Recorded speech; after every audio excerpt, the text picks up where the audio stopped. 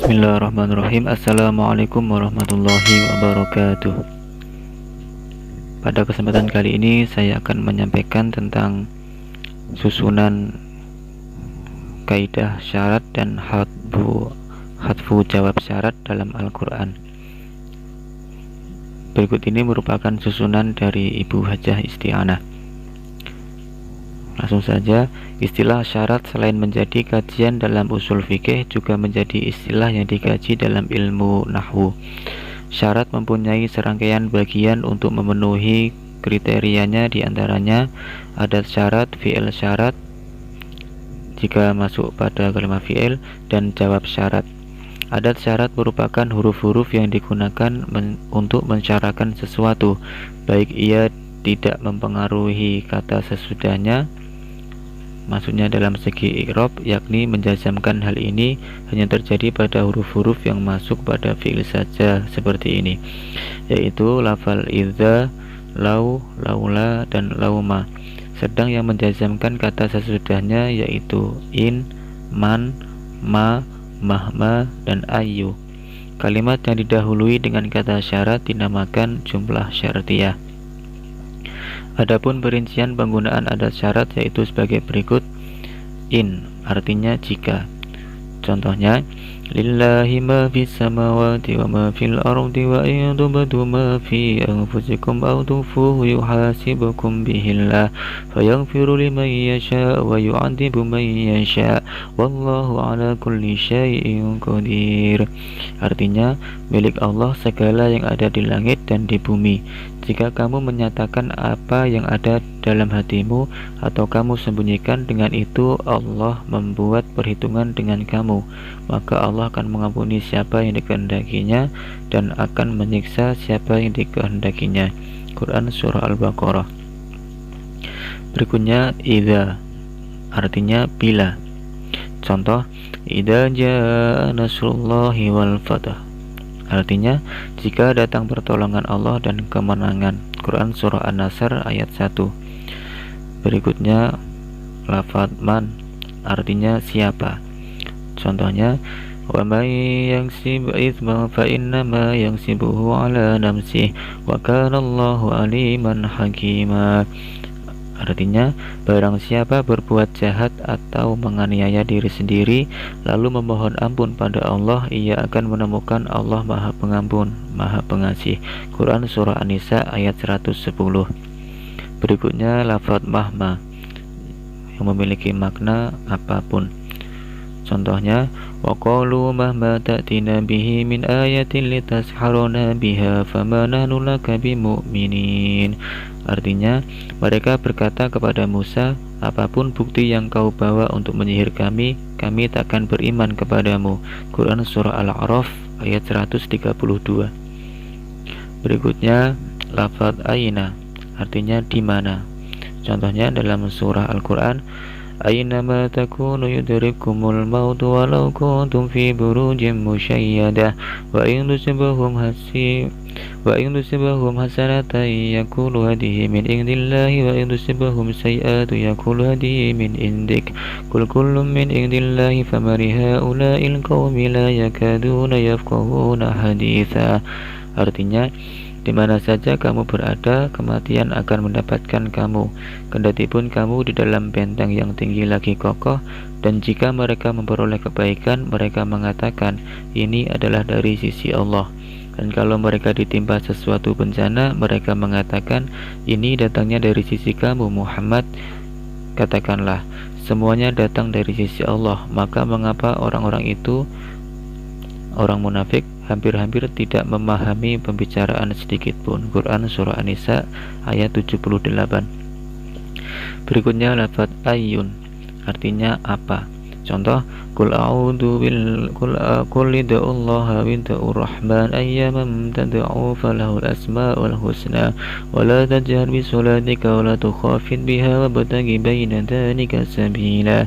Artinya, katakanlah, serulah Allah atau serulah Ar-Rahman dengan nama yang mana saja yang kamu seru, dia mempunyai asmaul husna.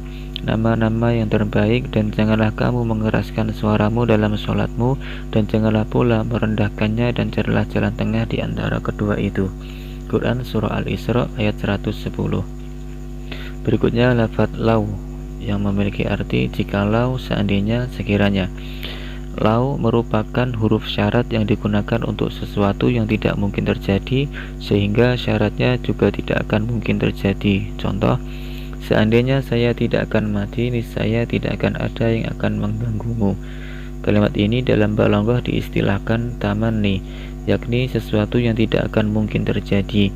Karena kematian manusia itu merupakan keniscayaan, sehingga tidak akan terlantarnya nasib mukhatab jelas juga tidak akan terjadi. Adapun contoh dalam Al-Quran, "Lau kana fihima alihatun illallah lafasadata fasubhanallahi rabbil arsy amma yasifun." Artinya, seandainya pada keduanya di langit dan di bumi, maka Tuhan-Tuhan selain Allah, tentu keduanya telah binasa. Maha suci Allah yang memiliki arsy dari apa yang mereka sifatkan. Quran Surah Al-Anbiya ayat 22. Berikutnya lafaz laula, artinya seandainya. Asalnya lau ditambah dengan la. Meski berupa gabungan, namun maknanya serupa dengan lau saja, seperti ucapan orang kafir, laula antum lakunna mu'minin. Artinya, seandainya bukan karena kamu, pasti kami sudah menjadi orang-orang mukmin. Quran Surah Saba ayat 31. Kadangkala laula juga digunakan untuk mendorong suatu aktivitas. Contoh, wa ma kanal mu'minuna liyanfiru kaffah falaula nafara min kulli firqatin minhum da'ifatun yatafaqahu fid din waliyundiru qawmahum idza raja'u ilaihim la'allahum yahdharun.